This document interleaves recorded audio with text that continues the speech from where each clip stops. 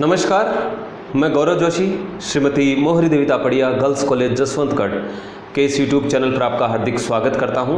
हम पढ़ रहे हैं माल एवं सेवा कर गुड्स एंड सर्विसेज टैक्स, और गुड्स एंड सर्विसेज टैक्स के अंतर्गत आज हम बात करेंगे टाइम ऑफ सप्लाई की, आपूर्ति के समय की। आपूर्ति का समय कर दायित्व का निर्धारण करने के लिए अत्यंत महत्वपूर्ण होता है। तो आज की क्लास में हम बात करेंगे कि यदि माल की सामान्य आपूर्ति हो तो आपूर्ति का समय किस प्रकार से ज्ञात किया जाता है, और यदि माल की आपूर्ति विपरीत प्रभार के अंतर्गत हो, रिवर्स चार्ज के अंतर्गत की गई हो, तो उस स्थिति में आपूर्ति का समय किस प्रकार से निर्धारित किया जाता है। तो पहले हम बात करेंगे माल की सामान्य आपूर्ति की दिशा में। यदि माल की सामान्य आपूर्ति की गई हो तो आपूर्ति का समय, आपूर्ति की तिथि कौन सी होगी। तो आपूर्ति का समय यानी कि आपूर्ति की तिथि निम्न तिथियों में से जो भी पहले हो वह तिथि होगी। पहली तिथि है आपूर्ति द्वारा बीजक जारी करने की तिथि। आपूर्तिकर्ता ने बीजक यानी कि इनवॉइस जिस तिथि को जारी किया है, जिस डेट का इनवॉइस बनाया है, पहले वो डेट देखेंगे और वो वास्तविक तिथि होगी। दूसरा हम देखेंगे माल एवं सेवा कर की धारा 31। माल एवं सेवा कर की धारा 31 के अंतर्गत बीजक जारी करने की अपेक्षित अंतिम तिथि। तो वास्तविक तिथि आपूर्तिकर्ता द्वारा जो बीजक जारी किया गया है, इनवॉइस इशू किया गया है, उसकी वास्तविक तिथि, और माल एवं सेवा कर कानून के अंतर्गत जो बीजक जारी करने की अपेक्षित अंतिम तिथि है, इन दोनों तिथियों में से जो तिथि पहले होगी वही तिथि आपूर्ति का समय माना जाएगा। तो माल एवं सेवा कर की धारा 31 के अंतर्गत बीजक जारी करने की अपेक्षित अंतिम तिथि देखने के लिए, ज्ञात करने के लिए हमको यहाँ पर देखना होगा कि आपूर्तिकर्ता के स्थान से माल का गमन होना आवश्यक हो। तो हाँ, माल एवं सेवा कर कानून के अंतर्गत बीजक जारी करने की अपेक्षित अंतिम तिथि ज्ञात करने के लिए हमको देखना होगा कि आपूर्तिकर्ता के स्थान से जो माल की आपूर्ति की जा रही है उस माल का गमन होना आवश्यक है या नहीं है। तो माल का गमन होना आवश्यक हो, माल का गमन होना आवश्यक ना हो तो बीजक माल एवं सेवा कर कानून के अंतर्गत बीजक जारी करने की अपेक्षित अंतिम तिथि ज्ञात करने के लिए हमको देखना होगा कि आपूर्तिकर्ता के स्थान से माल का गमन होना यानी माल को भेजना आवश्यक है या माल का गमन होना आवश्यक नहीं है। माल का गमन होने से तात्पर्य होता है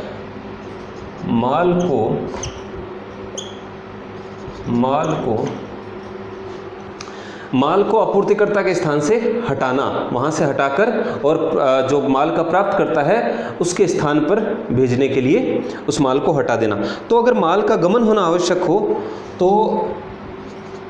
माल को हटाने के समय या इससे पूर्व, तो माल एवं सेवा कर कानून के अंतर्गत बीजक जारी करने की अंतिम तिथि ज्ञात करने के लिए यदि माल का गमन होना आपूर्तिकर्ता के स्थान से प्राप्तकर्ता के स्थान पर माल का गमन होना अगर आवश्यक हो तो माल को हटाने यानी माल को आपूर्तिकर्ता के स्थान से हटाने के समय या इससे पूर्व की तिथि बीजक जारी करने की अपेक्षित अंतिम तिथि होनी चाहिए।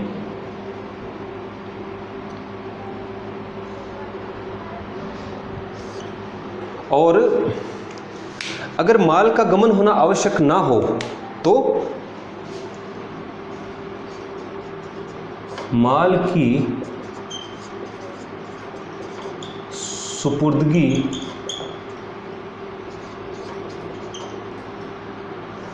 सुपुर्दगी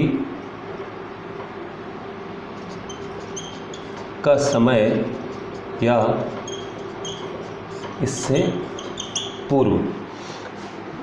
तो दो स्थितियां देखी जाएंगी, एक तो माल का गमन होना आवश्यक हो, दूसरा माल का गमन होना आवश्यक ना हो। अगर माल का गमन होना आवश्यक हो तो माल को हटाने के समय या इससे पूर्व जो है माल एवं सेवा कर कानून के अंतर्गत माल एवं सेवा कर कानून के हिसाब से जो है बीजक जारी कर दिया जाना चाहिए। वो अपेक्षित अंतिम तिथि है। अगर माल का गमन हो रहा है, माल हटाया जा रहा है, तो माल को हटाते समय या उससे पूर्व ही बीजक जारी कर दिया जाना चाहिए।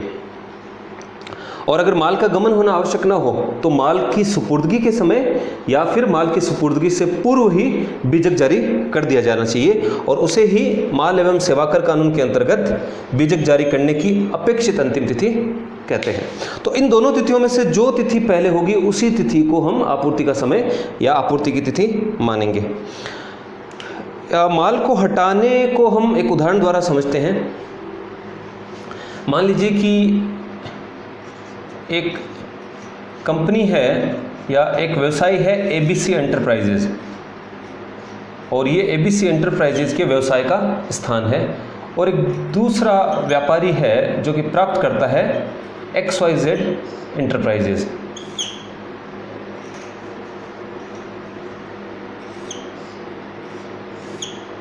तो जो ABC एंटरप्राइजेज है वो है आपूर्तिकर्ता, और XYZ एंटरप्राइजेज है माल का प्राप्तकर्ता।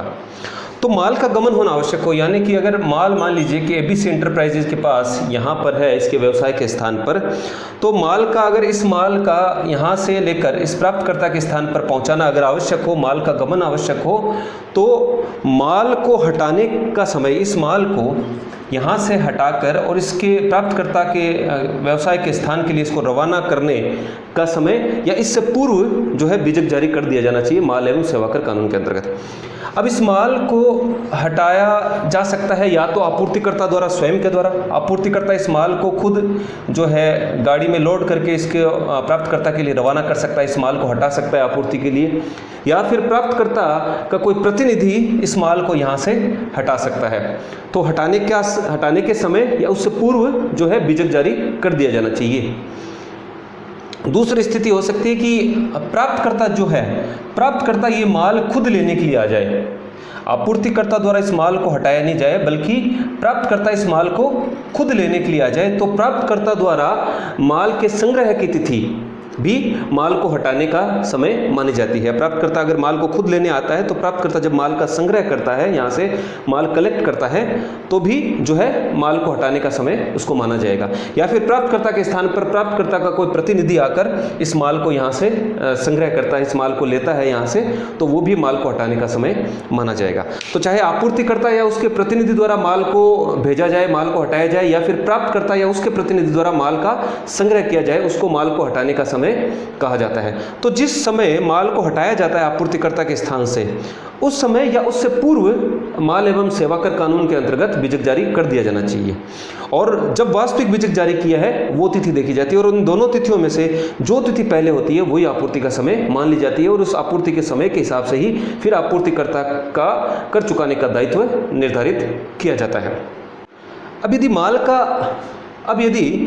का गमन आवश्यक ना हो तो माल की सुपुर्दगी का समय या इससे पूर्व, यदि माल का गमन आवश्यक ना हो, यानी कि माल आपूर्तिकर्ता के स्थान से प्राप्तकर्ता के स्थान पर भेजा जाना आवश्यक ना हो, ऐसा हो सकता है कि जो माल है वो प्राप्तकर्ता के स्थान पर ही बनाया गया हो, यहाँ पर ही इस माल का निर्माण करके और प्राप्तकर्ता को सुपुर्दगी की जा रही हो, तो माल को आपूर्तिकर्ता के स्थान से इसका गमन आवश्यक ना हो, तो माल को प्राप्तकर्ता को अगर सुपुर्दगी दी गई है, प्राप्तकर्ता को सौंपा गया है माल जिस समय, तो वह समय या उससे पूर्व माल एवं सेवाकर कानून के हिसाब से बीजक जारी करने की अंतिम तिथि होती है, अपेक्षित अंतिम तिथि होती है।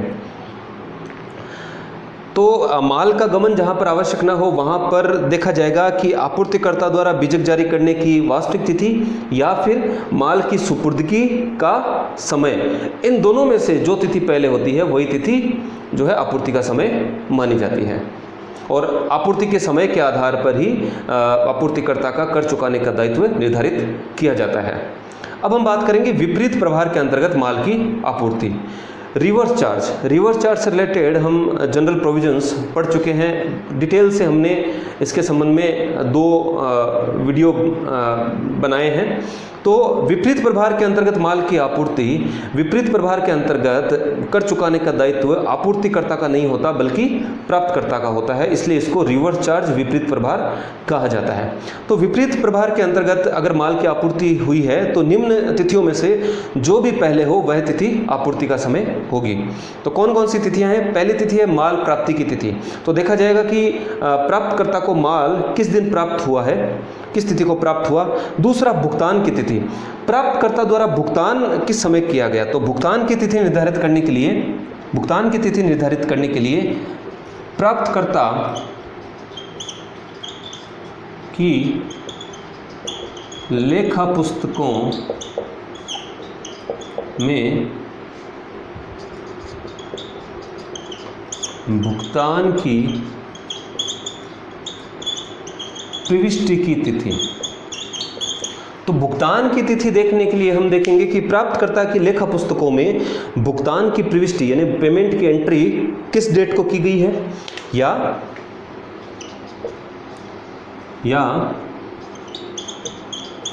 जिस तिथि को भुगतान की राशि बैंक से डेबिट हुई हो। या फिर हम देखेंगे कि जिस तिथि को भुगतान की राशि जो प्राप्तकर्ता ने भुगतान किया है आपूर्तिकर्ता को, तो जिस तिथि को वह भुगतान की राशि बैंक खाते से डेबिट हुई है, बैंक खाते से नाम हुई है, यानी बैंक से वो पैसा कम हुआ है, निकल गया है। तो भुगतान की तिथि देखेंगे, माल की प्राप्ति की तिथि देखेंगे, और तीसरा हम देखेंगे आपूर्तिकर्ता। प्राप्तकर्ता को जिस आपूर्तिकर्ता ने माल सप्लाई किया है उस आपूर्तिकर्ता द्वारा बीजक जारी करने के 30 दिन बाद की तिथि। बीजक जारी करने के 30 दिन बाद की तिथि यानी बीजक जारी करने के बाद का 31वां दिन जो है हम देखेंगे। तो 3 तिथियां देखेंगे। विपरीत प्रभार के अंतर्गत माल की आपूर्ति का समय ज्ञात करने के लिए हम 3 तिथियां देखेंगे। पहली माल की प्राप्ति की तिथि कि प्राप्तकर्ता को माल किस तिथि को प्राप्त हुआ है। दूसरा, प्राप्तकर्ता ने किस तिथि को जो है उस माल के संबंध में भुगतान किया है। तो भुगतान की तिथि देखने के लिए हम देखेंगे कि प्राप्तकर्ता ने भुगतान की लेखा प्रविष्टि किस डेट को किस तिथि को की है, या फिर भुगतानकर्ता ने जब पेमेंट किया है तो किस डेट को भुगतानकर्ता के जो प्राप्तकर्ता है उसके बैंक खाते से भुगतान की राशि डेबिट हुई है। तो भुगतान की तिथि इस प्रकार से हम ज्ञात करेंगे। आपूर्तिकर्ता द्वारा बीजक जारी करने के 30 दिन बाद की तिथि यानी जो आपूर्तिकर्ता है उसके द्वारा इनवॉइस इश्यू किया गया है उसके 30 दिन बाद की तिथि यानी कि 31वां दिन। और इन तीनों तिथियों में से जो तिथि पहले होगी वही तिथि आपूर्ति का समय मानी जाएगी। तो आज की क्लास में इतना ही। मैं आशा करता हूँ कि आज की क्लास में हमने जो भी पढ़ा आपको अच्छे से समझ में आया होगा। इस वीडियो को लाइक कीजिए, शेयर कीजिए, हमारे YouTube चैनल को सब्सक्राइब कीजिए। धन्यवाद।